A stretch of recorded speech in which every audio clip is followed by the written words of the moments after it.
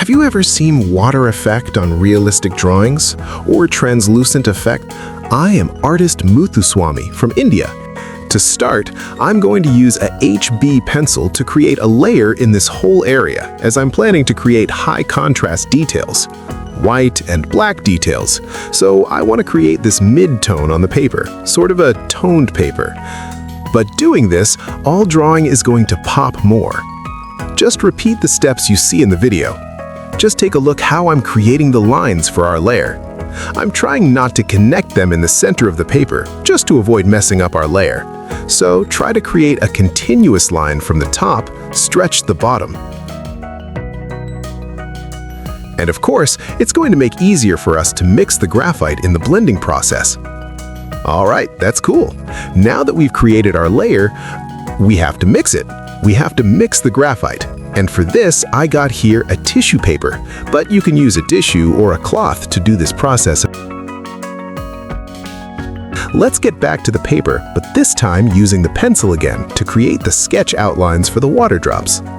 For this, I'm going to be using the H pencil, but you can use the HB pencil or any other lighter pencil that you have on hand for the sketch outline. I'm going to create a circle. Don't have to create a perfect circle. Usually water drops don't have a regular shape. So I don't like to create lots and lots of layers, so I do the black details as black as it gets since the beginning of the draw. So for this, I'm going to be using the 4B pencil. So the first thing I'm going to do is to create a dark shape, sort of a moon on the left side of the circle. Just repeat the steps exactly how I'm doing. Okay, that's it. Now let's make it black on the right side too.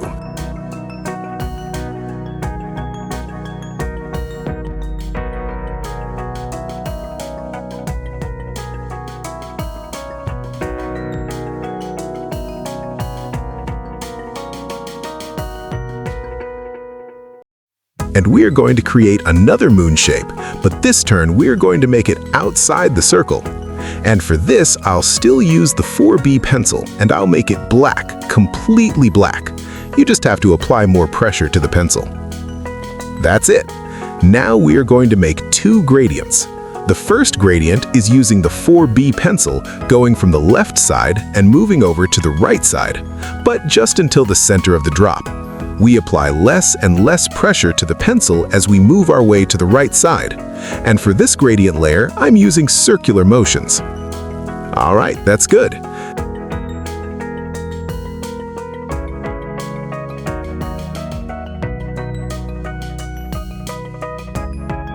Now let's create the second gradient that I told you before. What we're going to do is to create a gradient going from the right side and moving over to the left side, just the opposite that we did before, applying less and less pressure as well.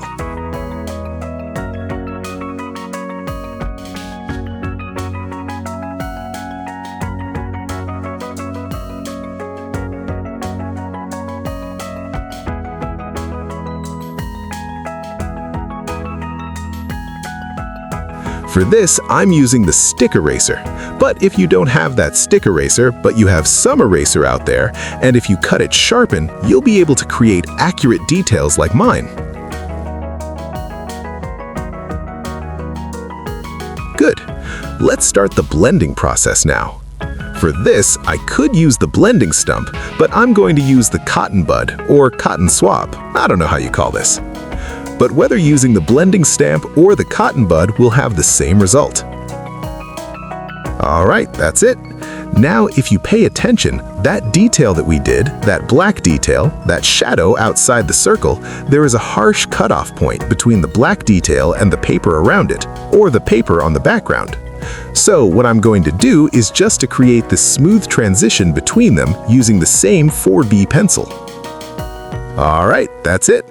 Now I'm going to smooth it even more, but this time blending. Now let's do another example, but this time a dripping water drop or something like that, like streaming down the paper. I don't know if that's the right term, so please tell me in the comments. I created a sketch outline for the water drop, but I think it would look nicer if it was a bit smaller, so I did it this size. This water drop is kind of broken at the top, and that shape is exactly what we need to start. So I'll be using the 4B pencil again, and I'm going to create a line around the whole drop, but not this part here. I'm going to stop the line and continue on the side, and on the right side, I'll make it a bit darker. Alright, that's good. I'll keep using the 4B pencil for this, but you can use another pencil if you want. I'm going to create a circle here and another detail up here. After that, let's create the first layer just on the left side, around the details we've created. Another thing, keep it darker and darker as you create the details on the left side, and as you go to the right side, try to make it a little bit lighter.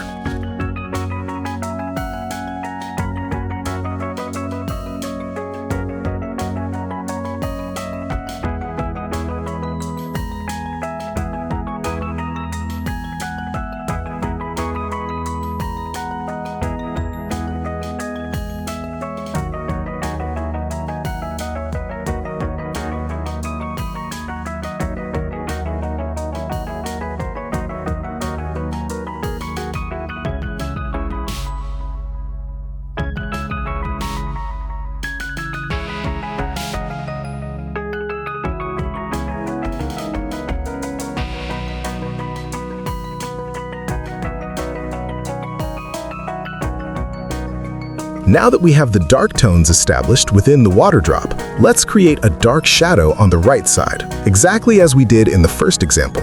For this, I'll create the sketch outline for the shadow, and we are going to have a bright detail right here because the light goes through the water and projects onto the surface.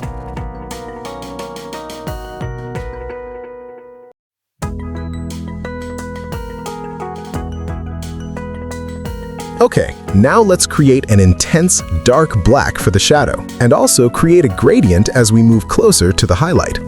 Alright, that's it. Now let's continue on the other side. For now, that's enough for the shadow on the right side. Let's get back to the light areas of the water drop to create some layers. What I'm going to do here is exactly what we did in the first example. I'm going to create a gradient coming from the dark area and moving over to the right side, toward the light areas.